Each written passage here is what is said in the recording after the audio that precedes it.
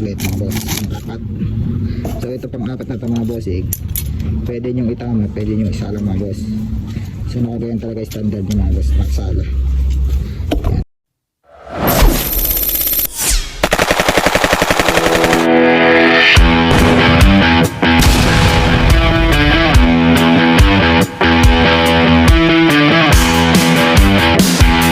So ito mga bossing, magpapalit tayo ng clutch lining. Original po yung pamalit natin. So ito sa Honda po nabili ng may-ari nito mga bossing.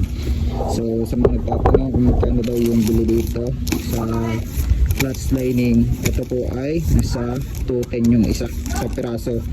Pero itong apat na to ay nabili na niya ng 860 mga bossing. Itong clutch lining na ito mga boss. So paano nga ba ito maglagay mga boss? So tara, ikabit natin yung pag sunod-sunod na itong lining na ito. Tagal natin sa pagkabalot. So unahin mo natin ito mga boss. So unahin mo natin yung lining, tapos yung plate. So unahin natin yung plate, tapos lining ulit mga boss.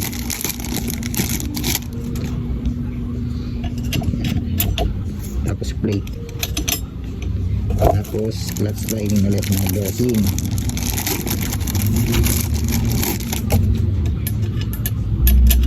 Yan, tapos lining ulit, pressure plate, tapos clutch lining ulit mga boss, apat. So ito pang apat na ito mga bossing, pwede nyong itama, pwede nyong isala mga boss. So nakagayan talaga standard niya mga boss, magsala. Yan, tapos sunod natin to clutch wheel. Yan, kailangan bago nyo ikabit yung piston ring, siguraduhin nyo munang hindi kakawang yan mga boss. Yan, tapos kabit na natin to clutch spring mga bossing.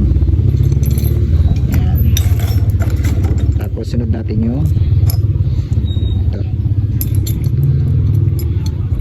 tapos apat na tornilyo 10mm.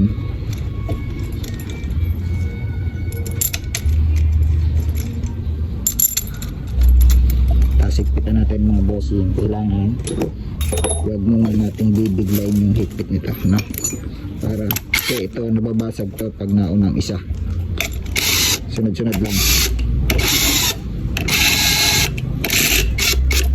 Yan, sunod-sunod lang natin. Kalininan.